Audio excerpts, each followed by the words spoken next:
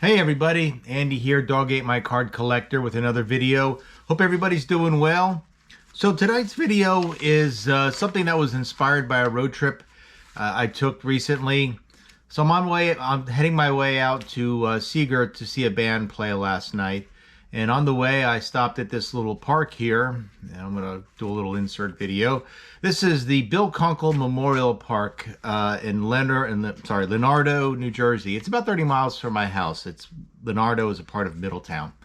And the park itself is a little green space here in town. It's got a ball field and some tennis courts, a basketball court, a little playground for the kids, but it's named in memory of Bill Kunkel. Now, Bill Kunkel was a local resident and a New Jersey native. He was born in Hoboken, New Jersey in 1936, and attended high school there. And after high school graduation, he got a minor league contract and eventually played Major League Ball, 2 years for the Kansas City Athletics and 1 year for the New York Yankees.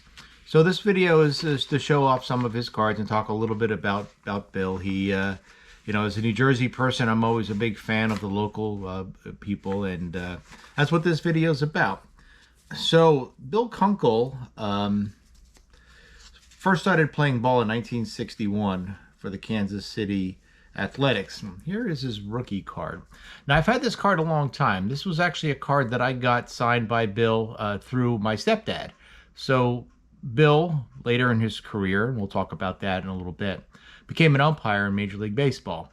And so my stepdad was also an umpire in AAA, Pacific Coast League. And so at some point they must have crossed paths. And two umpires of that level in the same state within a few miles of each other, they're bound to know each other.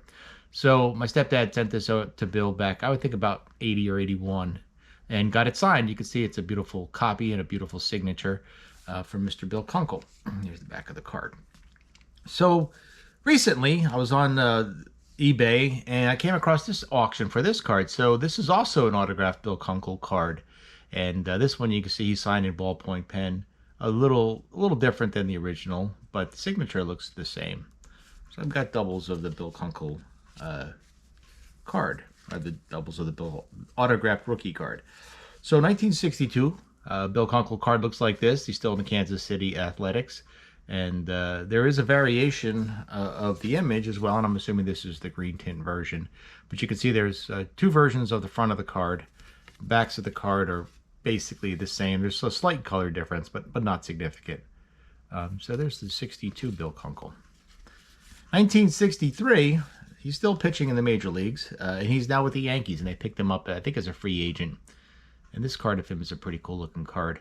Now, if you look at the back, you can see it's a 520 card number 523, which is a high number card in the series. So it's actually kind of a pricey little card.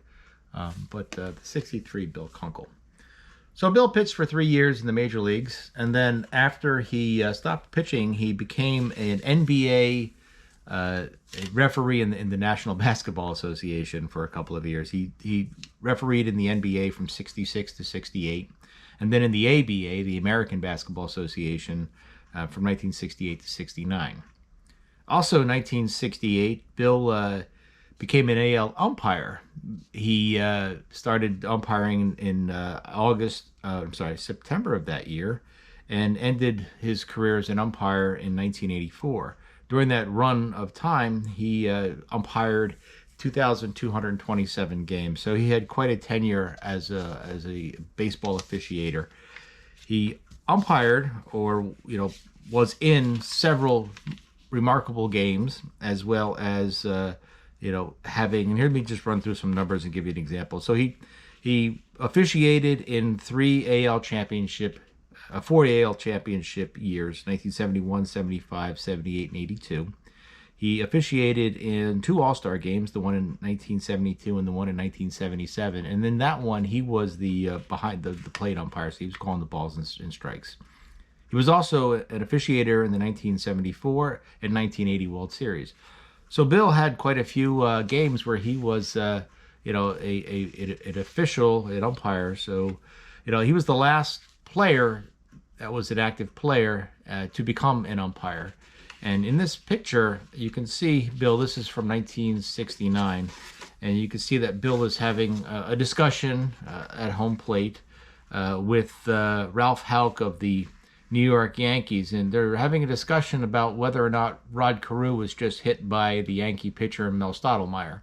And it looks like in this picture they're having, a pretty friendly conversation. I'm sure they're being nice and kind to each other and saying only, sweet things. And you can see that the confrontation here at home plate, the umpire, Bill Kunkel, is wearing an outside chest protector, which is an old technology. He was actually one of the last two umpires in professional baseball to be wearing this type. It's a kind of like an inflatable rubber shield that they would wear in front of their bodies, and they would use that to block any balls that would come at them from pitches or foul tips and stuff. So that old style chest protector, he was one of the last two to be using it. So anyway, so that's the real quick picture that I thought was an interesting one of Ralph Houck. I picked that one up recently. I kind of liked it because there's not a lot of images of Bill Kunkel, and this is a pretty cool one. All right, so Bill also was involved with a few other interesting games, and I'm going to run through a couple of them. So in 1971, on August 10th, Bill was the umpire at the plate when Harmon Killebrew hit his 500th home run.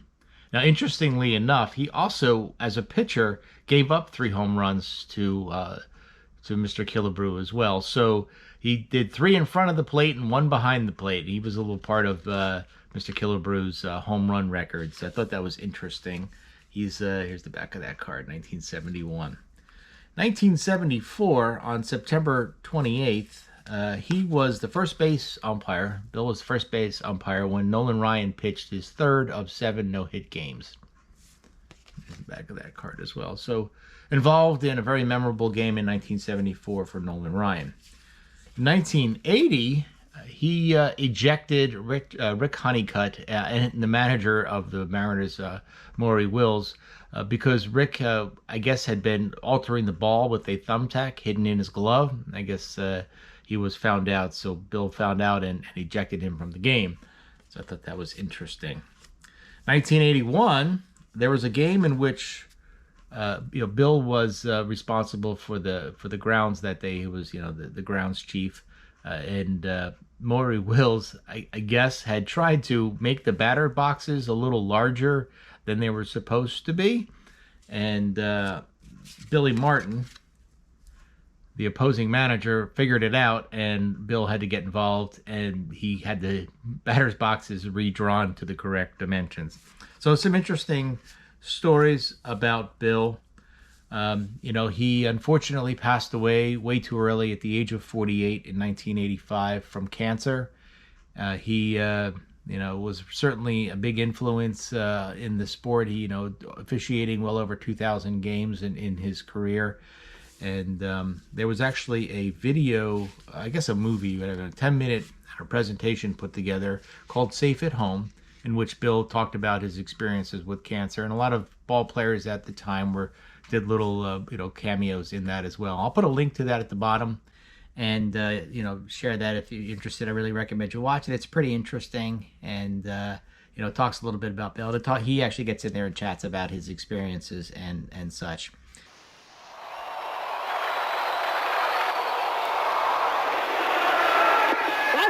We call him Rules Kunkel, I guess you could say, because he just really knew the rules well and was almost a perfectionist in trying to call a game and making sure that he knew what was going on at all times. A rule is a rule.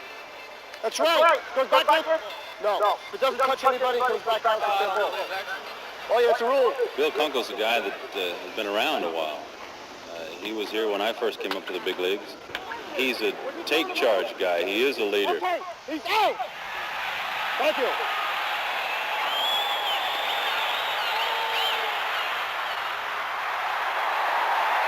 So one last card for tonight, and that is this 1985 card. You can see that Bill had a son named Jeff, and Jeff played ball as well from 84 to 92 as an infielder for the Cubs and the Rangers.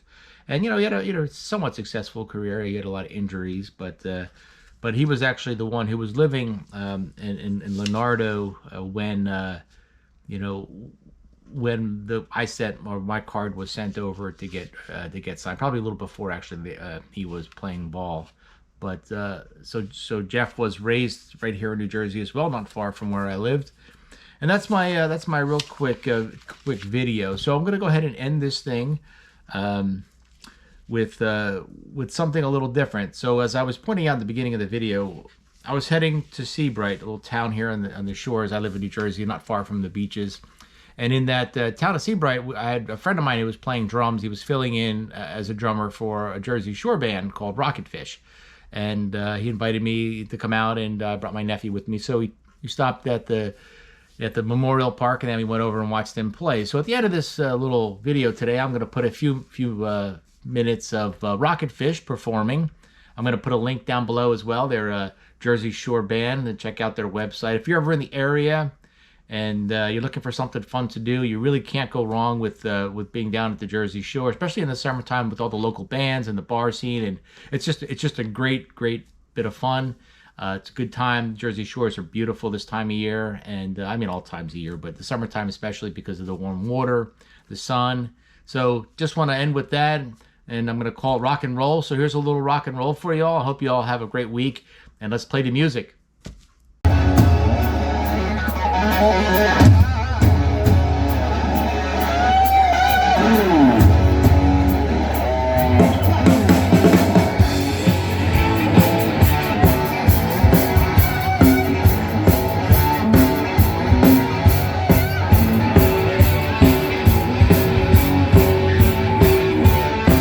Sometimes I feel I've got to run away. I've got to get away.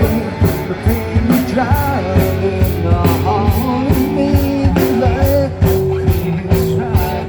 Years ago, nowhere, and I've lost my life. For I toss and turn, I can't sleep at night. Once I ran to you, now I run from you. This tainted love you give me, give you all the fortune, give you take my cheek.